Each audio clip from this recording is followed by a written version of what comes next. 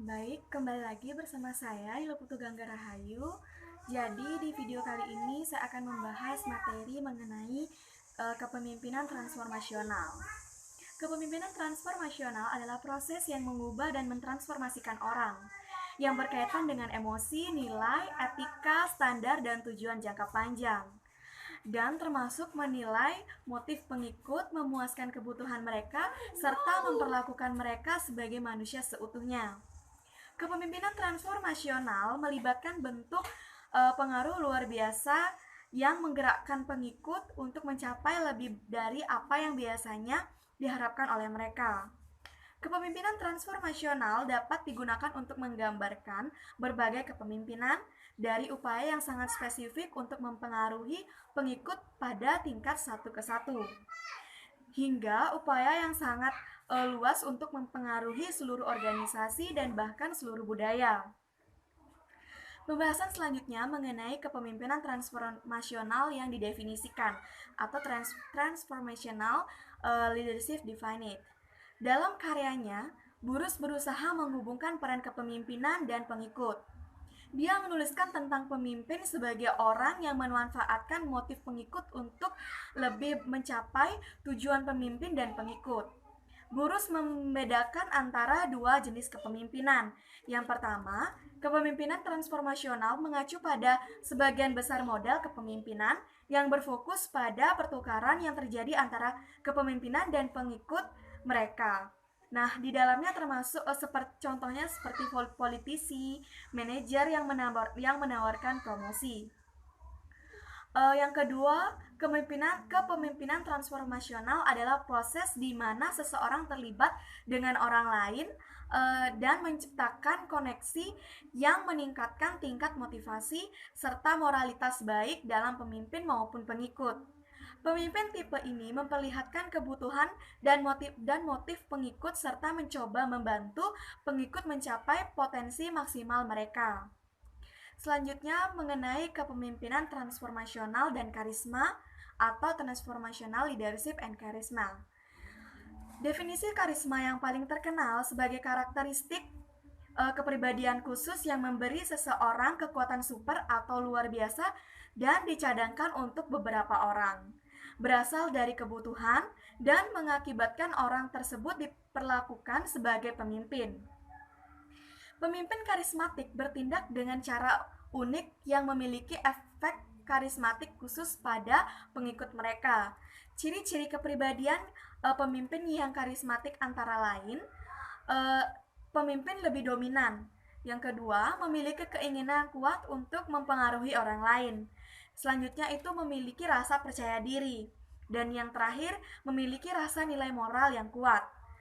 Selain menampilkan ciri-ciri kepribadian tertentu, pemimpin karismatik juga menunjukkan jenis perilaku tertentu.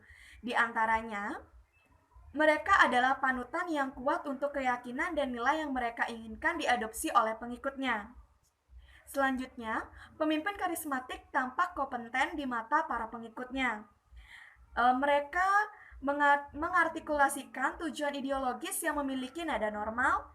Pemimpin karismatik mengkomunikasikan harapan yang tinggi untuk pengikut, dan mereka menunjukkan kepercayaan pada kemampuan pengikut untuk memenuhi harapan ini. Dan yang terakhir, pemimpin karismatik membangkitkan motif terkait tugas dalam pengikut yang mungkin mencakup afiliasi, kekuasaan, atau harga diri. Menurut teori karismatik Horse, beberapa efek merupakan akibat langsung dari kepemimpinan karismatik. Mereka termasuk kepercayaan pengikut pada ideologi pemimpin, kesamaan antara kepercayaan pengikut dan kepercayaan pemimpin, penerimaan pemimpin yang tidak perlu dipertanyakan lagi, ekspresi kasih sayang terhadap pemimpin, kepatuhan pengikut, identifikasi dengan pemimpin, keterlibatan emosional dalam tujuan pemimpin, tujuan tinggi untuk pengikut, dan kepercayaan pengikut mengikat dalam pencapaian tujuan. Kepemimpinan karismatik mengubah konsep diri pengikut dan mencoba menghubungkan identitas pengikut dengan identitas kolektif organisasi. Pemimpin karismatik menempa hubungan ini dengan menekankan penghargaan intrinsik dari pekerjaan dan menghilangkan penekanan pada penghargaan ekstrinsik. Singkatnya, kepemimpinan karismatik bekerja karena mengikat pengikut dan konsep diri mereka dengan identitas organisasi. Pembahasan selanjutnya mengenai sebuah model kepemimpinan transformasional atau a model of transformational leadership. Kepemimpinan transformasional memotivasi pengikut untuk melakukan lebih dari yang diharapkan dengan hal-hal berikut. Yang pertama, mengikat tingkat kesadaran pengikut tentang pentingnya dan nilai tujuan yang ditentukan serta diidealkan. Yang selanjutnya, membuat pengikut melampaui batas mereka, memiliki kepentingan pribadi demi tim atau organisasi. Menggerakkan pengikut untuk memenuhi kebutuhan tingkat yang lebih tinggi. Nah, model kepemimpinan transformasional dan transaksional menggabungkan 7 faktor yang berbeda. Faktor-faktor ini juga diilustrasikan dalam model full range of leadership. Yang pertama, kepemimpinan transformasional. Ini terdapat beberapa penjelasan. Yang pertama, pengaruh yang diidealkan karisma. Faktor pertama disebutkan karisma atau pengaruh yang diidealkan. Pengaruh yang diidealkan menggambarkan pemimpin yang bertindak sebagai panutan yang kuat bagi pengikut. Pengikut mengidentifikasi dengan para pemimpin ini dan sangat ingin meniru mereka. Para pemimpin ini biasanya memiliki standar moral dan perilaku etis yang sangat tinggi, serta dapat diandalkan untuk melakukan hal yang benar.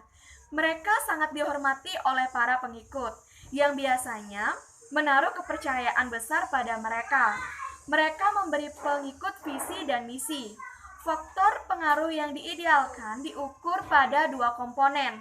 Komponen yang pertama itu atribusi yang mengacu pada atribusi pemimpin yang dibuat oleh pengikut berdasarkan persepsi yang mereka miliki tentang pemimpin mereka. Dan yang kedua, komponen perilaku yang mengacu pada pengamatan pengikut terhadap perilaku pemimpin. Faktor selanjutnya itu motivasi inspiratif, di mana faktor ini adalah deskriptif pemimpin yang mengkomunikasikan harapan tinggi kepada pengikut, menginspirasi mereka melalui motivasi untuk berkomitmen dan menjadi bagian dari visi bersama dalam organisasi. Dalam praktiknya, para pemimpin menggunakan simbol dan daya tarik emosional untuk memfokuskan upaya anggota kelompok untuk mencapai diri dari lebih dari yang akan mereka lakukan demi kepentingan pribadi mereka sendiri. Semangat tim ditingkatkan dengan jenis kepemimpinan ini. Nah, faktor selanjutnya itu stimulasi intelektual. Faktor ini mencakup kepemimpinan yang merangsang pengikut untuk menjadi kreatif dan inovatif untuk menantang keyakinan dan nilai mereka sendiri serta yang dimiliki oleh pemimpin dan organisasi.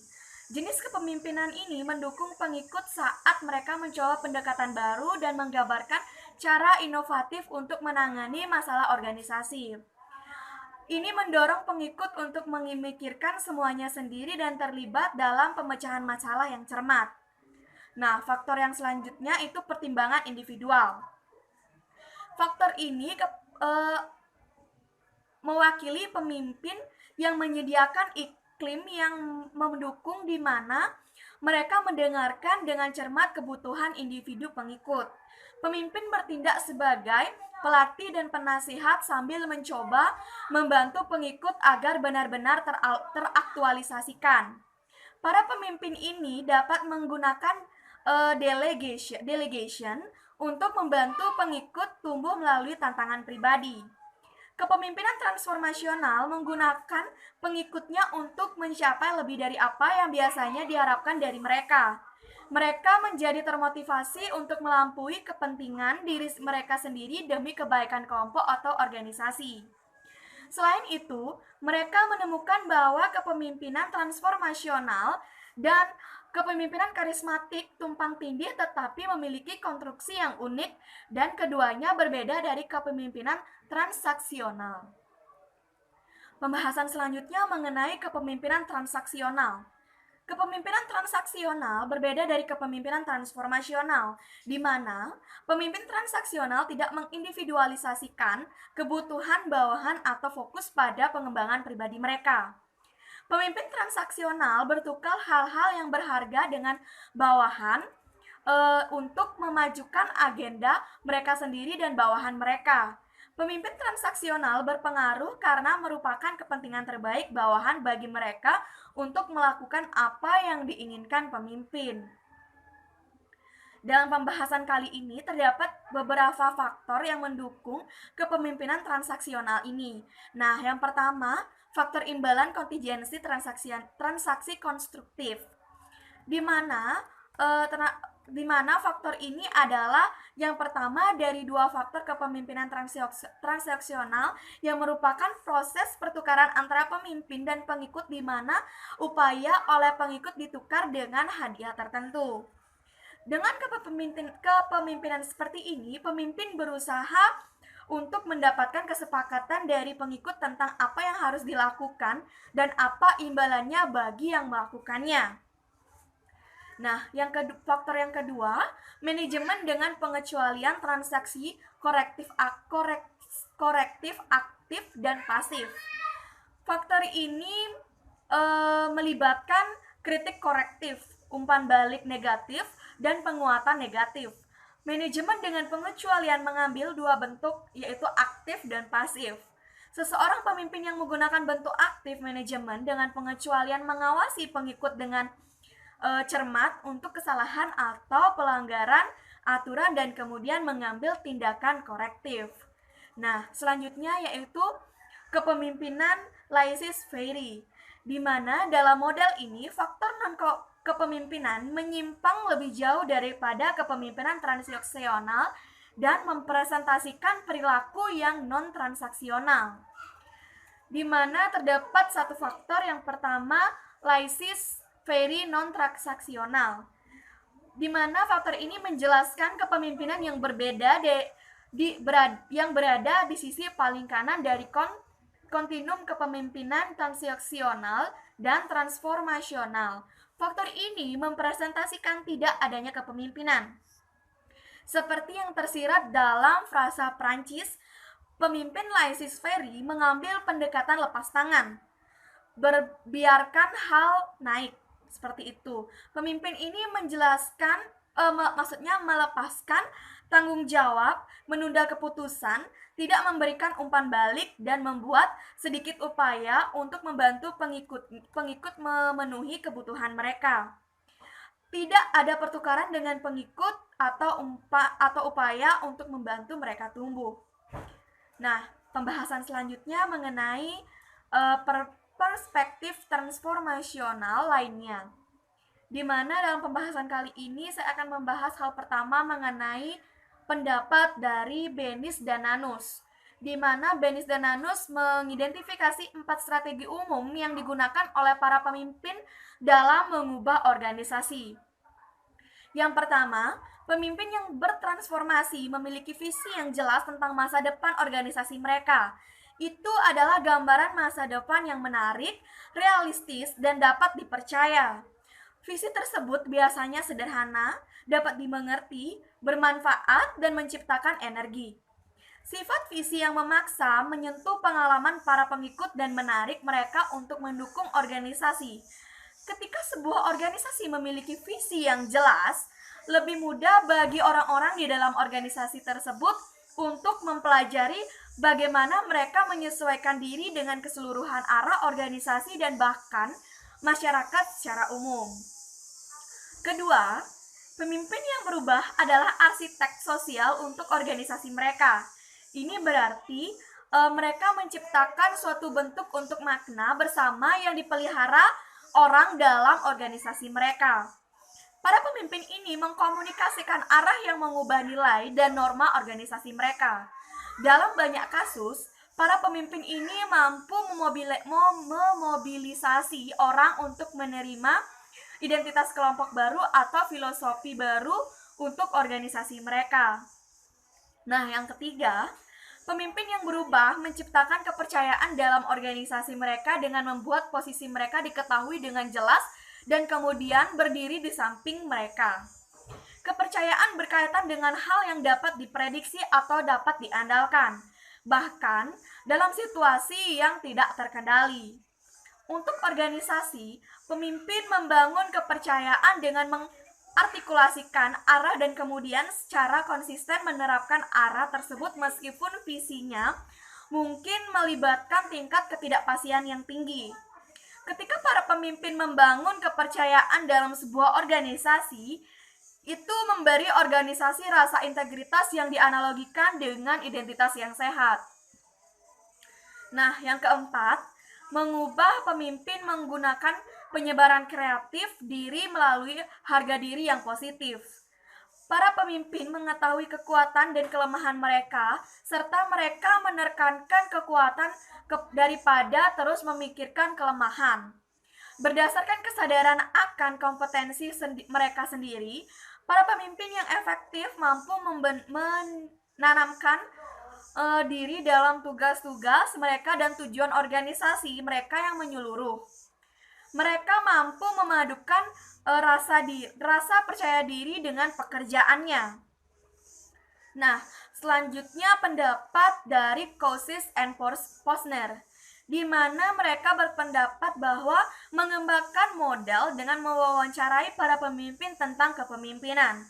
Model Cousins and Posner terdiri dari 5 praktik dasar yang memungkinkan para pemimpin untuk mencapai hal-hal yang luar biasa. Nah, yang pertama itu modal bagaimana jalannya. Untuk itu sebagai contoh, para pemimpin harus jelas tentang nilai dan filosofi mereka sendiri. Mereka perlu menemukan suara mereka sendiri serta mengungkapkannya kepada orang lain. Pemimpin teladan memberikan tuladan pribadi bagi orang lain dengan perilaku mereka sendiri. Mereka juga menepati janji serta komitmen yang menegaskan nilai-nilai umum bagi orang lain. Nah, praktik selanjutnya yaitu menginspirasi visi bersama. Pemimpin yang efektif menciptakan visi menarik yang dapat memandu perilaku orang. Mereka mampu memvisualisasikan hasil positif di masa depan dan mengkomunikasikannya kepada orang lain. Pemimpin juga mendengarkan impian orang lain dan menunjukkan kepada mereka bagaimana impian mereka bisa terwujud. Mereka melalui visi yang menginspirasi, para pemimpin menantang orang lain untuk melampaui status quo untuk melakukan sesuatu bagi orang lain. Praktik selanjutnya yaitu tentang prosesnya, di mana menantang proses berarti bersedia mengubah status quo dan melangkah ke hal yang tidak diketahui. Ini termasuk keinginan untuk berinovasi, tumbuh, dan berkembang. Pemimpin teladan seperti pionir, mereka ingin bereksperimen dan mencoba hal baru. Mereka bersedia mengambil risiko untuk memperbaiki keadaan. Ketika pemimpin teladan mengambil risiko, mereka melakukannya selangkah demi langkah, belajar dari kesalahan mereka saat mereka pergi. Nah, praktik selanjutnya yaitu mampukah orang lain untuk bertindak? Pemimpin yang luar biasa efektif dalam bekerja dengan orang-orang, mereka membangun kepercayaan dengan orang lain dan mempromosikan kolaborasi. Kerja tim dan kerjasama sangat dihargai oleh para pemimpin ini. Mereka mendengarkan dengan cermat berbagai sudut pandang dan memperlakukan orang lain dengan bermartabat dan hormat. Singkatnya, mereka menciptakan lingkungan di mana orang dapat merasa nyaman dengan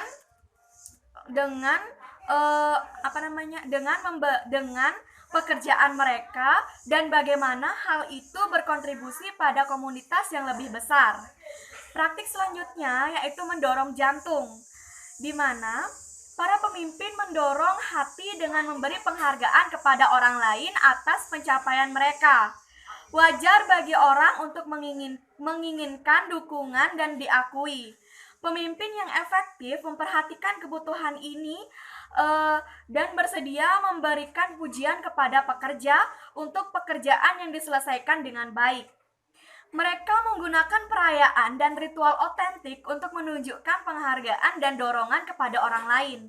Hasil dari dukungan semacam ini adalah identitas kolektif dan semangat komunitas yang lebih besar. Secara keseluruhan, model ini menekankan para pelaku dan memiliki kualitas perspektif. Model ini merekomendasikan apa yang perlu dilakukan orang untuk menjadi pemimpin yang efektif. 5 praktik dan komitmen yang menyertainya memberikan seperangkat resep unik bagi pemimpin dan menekankan bahwa 5 praktik kepemimpinan teladan tersedia untuk semua orang dan tidak dicadangkan untuk mereka yang memiliki kemampuan khusus. Modelnya bukan tentang kepribadian, namun tentang bagaimana dapat melatihnya. Pembahasan selanjutnya itu mengenai bagaimana melakukan transformasi pekerjaan dengan pendekatan. Pendekatan transformasional terhadap kepemimpinan adalah perspektif berbasis luas yang mencakup banyak aspek dan dimensi dari proses kepemimpinan. Secara umum, ini menggambarkan bagaimana pemimpin dapat memulai, mengembangkan, dan melakukan perubahan yang signifikan dalam organisasi. Pemimpin transformasional berangkat untuk memperdayakan pengikut dan membina mereka dalam melakukan perubahan. Mereka berusaha untuk meningkatkan kesadaran individu dan membuat mereka melampaui kepentingan diri mereka sendiri demi orang lain. Untuk berbuat perubahan, pemimpin transformasional menjadi panutan yang kuat bagi pengikut mereka. Mereka memiliki seperangkat nilai moral yang sangat berkembang dan rasa identitas yang ditentukan sendiri. Dengan rasa kepercayaan diri yang mereka miliki dan kompeten, serta pandai dalam berbicara dan mengekspresikan cita-cita yang kuat. Mereka mendengarkan pengikut dan tidak toleran terhadap sudut pandang yang berlawanan. Semangat kerja sama sering berkembang antara para pemimpin ini dan pengikut mereka. Pengikut ingin meniru perkembangan antara para pemimpin dan pengikut yang mereka kembangkan, di mana hal ini dilalui dengan proses belajar, mempercayai dan percaya pada ide yang diperjuangkan atau diutarakan. Umumnya, bagi pemimpin transformasional untuk membuat visi, di mana visi ini muncul dari kepentingan kolektif berbagai individu dan unit dalam suatu organisasi. Visi adalah titik fokus untuk kepemimpinan transformasional. Ini memberi pemimpin dan organisasi sebuah peta konseptual kemana organisasi itu menuju dan memberi arti serta memperjelas identitas organisasi. Selanjutnya, visi memberi pengikat rasa identitas dalam organisasi dan juga rasa kemanjuran diri. Pendekatan transformasional juga menuntut pemimpin menjadi arsitek sosial. Ini berarti bahwa mereka memperjelas nilai dan norma yang muncul dari organisasi. Mereka melibatkan diri dalam budaya organisasi dan membentuk maknanya. Orang perlu mengetahui peran dan memahami bagaimana cara berkontribusi pada tujuan yang lebih besar dari organisasi. Pemimpin transformasional berada di depan dalam menafsirkan dan membentuk bagi organisasi makna bersama yang ada di dalam diri mereka. Sepanjang proses, pemimpin transformasional efektif dalam bekerja dengan orang. Mereka membangun kepercayaan dan mendorong kolaborasi dengan orang lain. Para pemimpin transformasional mendorong orang lain dan merayakan pencapaian mereka. Pada akhirnya, kepemimpinan transformasional menghasilkan orang yang merasa lebih baik tentang diri mereka sendiri dan berkontribusi untuk kebaikan bersama yang lebih besar, di mana ini dapat dilihat dari beberapa faktor juga. Yang pertama itu kekuatan atau strength. Dalam tahap perkembangannya saat ini, pendekatan transformasional memiliki beberapa kekuatan. Yang pertama, kepemimpinan transformasional sudah meluas diteliti dari banyak perspektif yang berbeda, termasuk serangkaian studi kualitatif dari para pemimpin terkemuka dan kepala eksekutif atau CEO, di mana di organisasi besar dan terkenal. Ini juga telah menjadi titik fokus untuk badan besar penelitian kepemimpinan. Nah, yang kedua, kepemimpinan transformasional memiliki daya tarik yang intuitif. Perspektif transformasi menjelaskan bagaimana pemimpin di masa depan menganjurkan perubahan untuk orang lain. Konsep ini lebih konsisten dengan gagasan populer masyarakat tentang apa arti kepemimpinan. Orang tertarik pada kepemimpinan transformasional karena itu masuk akal bagi mereka. Sangat menarik bahwa seorang pemimpin akan memberikan visi untuk masa depan organisasi yang dijalankan. Yang ketiga, kepemimpinan transformasional memerlukan kepemimpinan sebagai proses yang terjadi antara pengikut dan pemimpin. Karena proses ini menggabungkan kebutuhan pengikut dan pemimpin, kepemimpinan bukanlah satu-satunya tanggung jawab seorang pemimpin, melainkan muncul dari interaksi antara pemimpin dan pengikut. Kebutuhan orang lain sangat penting bagi pemimpin transformasional. Akibatnya, pengikut mendapatkan posisi yang lebih menonjol dalam proses kepemimpinan karena atribusi mereka berperan dalam proses transformasi yang berkembang. Yang keempat, pendekatan transformasional memberikan pandangan yang lebih luas tentang kepemimpinan yang menambah model kepemimpinan lainnya. Banyak model kepemimpinan berfokus terutama pada bagaimana pemimpin itu dapat bertukar penghargaan untuk tujuan yang telah dicapai. Proses pendekatan transformasional memberikan gambaran kepemimpinan yang diperluas, yang tidak hanya mencakup pertukaran penghargaan, tetapi juga perhatian pemimpin terhadap kebutuhan dan pertumbuhan pengikut.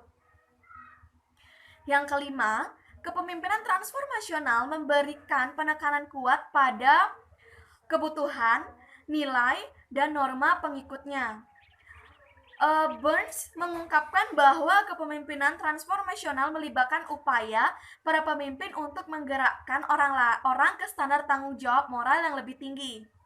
Ini termasuk dalam memotivasi pengikut untuk melampaui kepentingan diri mereka demi kebaikan tim, organisasi atau komunitas yang diikutinya. Kepemimpinan transformasional secara fundamental mengangkat semangat. Penekanan ini membedakan pendekatan transformasional dari semua pendekatan kepemimpinan lainnya karena ini menunjukkan bahwa kepemimpinan memiliki dimensi yang lebih mengarah kepada moral atau nilai. Akhirnya, ada beberapa bukti substansial bahwa kepemimpinan transformasional adalah bentuk kepemimpinan yang efektif. Kepemimpinan transformasional berhubungan positif dengan kepuasan bawahan, motivasi, dan kinerja. Selain itu, dalam studi yang menggunakan wawancara dan observasi, kepemimpinan transformasional terbukti lebih efektif dalam berbagai situasi yang berbeda. Pembahasan selanjutnya mengenai kritik. Kepemimpinan transformasional memiliki beberapa kelemahan. Satu kritik adalah kurangnya kejelasan konseptual. Karena mencakup berbagai macam aktivitas dan karakteristik termasuk penciptaan misi, memotivasi, menjadi agen perubahan, membangun kepercayaan, memberi pengasuhan, dan bertindak sebagai arsitek sosial untuk beberapa nama, ini sulit untuk mendefinisikan dengan tepat parameter kepemimpinan transformasional. Kritik lain berkisar pada bagaimana kepemimpinan transformasional itu diukur. Peneliti biasanya menggunakan beberapa versi LMK untuk mengukur kepemimpinan transformasional. Kritik selanjutnya itu adalah bahwa kepemimpinan transformasional memperlakukan kepemimpinan sebagai ciri kepribadian atau kecenderungan pribadi daripada perilaku yang dapat dipelajari orang. Orang-orang dalam pendekatan ini menjadi lebih bermasalah karena sulit untuk mengajari orang bagaimana mengubah sifat mereka. Ini menekankan bahwa kepemimpinan transformasional berdekatan dengan perilaku pemimpin, seperti bagaimana pemimpin melibatkan diri dengan pengikut. Ada kecenderungan untuk melihat pendekatan ini dari perspektif sifat. Mungkin masalah ini diperburuk karena kata transformasional menciptakan gambaran tentang seseorang yang menjadi komponen paling aktif dalam proses kepemimpinan. Selanjutnya, peneliti belum menetapkan bahwa pemimpin transformasional sebenarnya mampu mentransformasikan individu dalam organisasi. Ada bukti yang menunjukkan bahwa kepemimpinan transformasional dikaitkan dengan hasil positif seperti efektivitas organisasi. Namun, penelitian belum secara jelas menetapkan hubungan sebab akibat antara pemimpin transformasional dan perubahan pengikut atau organisasi. Kritik selanjutnya yang dibuat oleh beberapa orang adalah bahwa kepemimpinan transformasional bersifat elitis atau antidemokratis. Pemimpin transformasional sering memainkan peran langsung dalam menciptakan perubahan, menetapkan visi, dan mendukung arah baru. Hal ini memberikan kesan yang kuat bahwa pemimpin bertindak secara independen dari pengikut atau menempatkan dirinya di atas kebutuhan pengikut. Kepemimpinan transformasional menekankan bahwa pimpinanlah yang menggerakkan pengikut untuk melakukan hal-hal pengecualian. Dengan berfokus terutama pada pemimpin, para peneliti telah gagal memberikan perhatian pada kepemimpinan bersama atau pengaruh timbal baliknya. Pengikut dapat mempengaruhi pemimpin seperti halnya pemimpin dapat mempengaruhi pengikut. Perhatian lebih harus diarahkan pada bagaimana pemimpin dapat mendorong pengikut untuk menantang visi pemimpin dari berbagai dalam proses kepemimpinan. Kritik selanjutnya terhadap kepemimpinan transformasional adalah bahwa pemimpin memiliki potensi untuk disalahgunakan. Kepemimpinan transformasional berkaitan dengan perubahan nilai-nilai masyarakat dan menggerakkan mereka ke visi yang baru.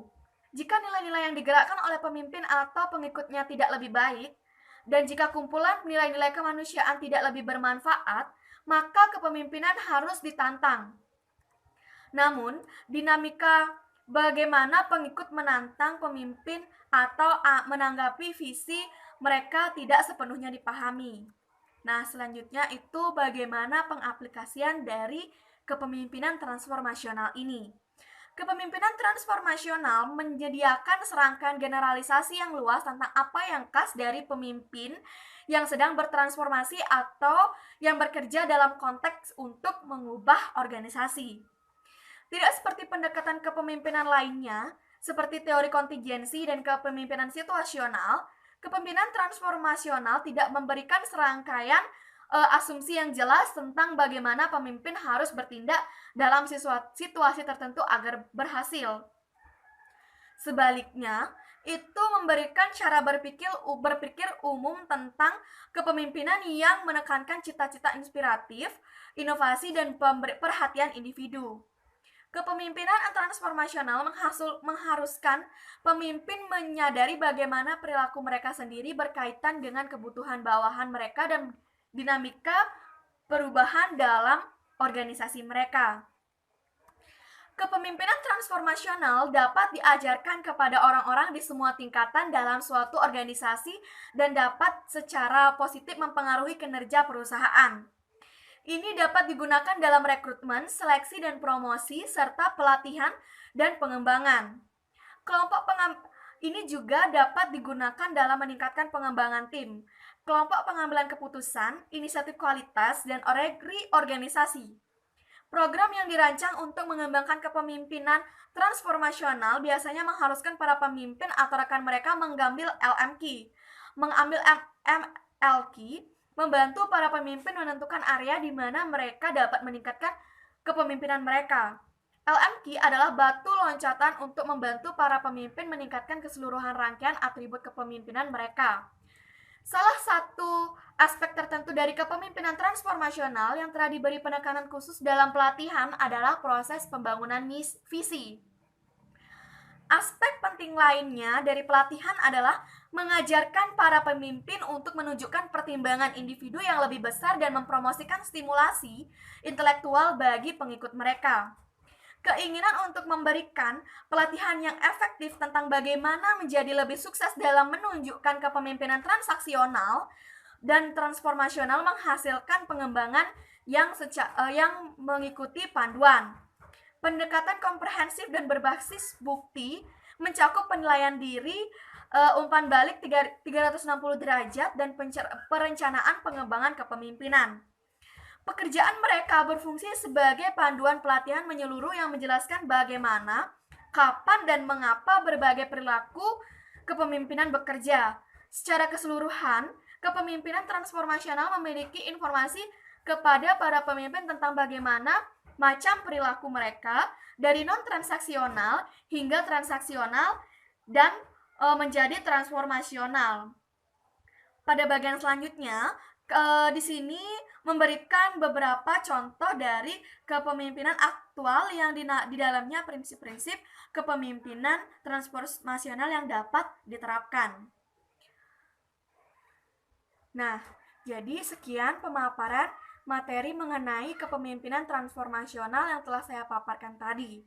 Sekiranya dapat diterima dan dipahami, sehingga bermanfaat untuk diskusi dalam pertemuan selanjutnya.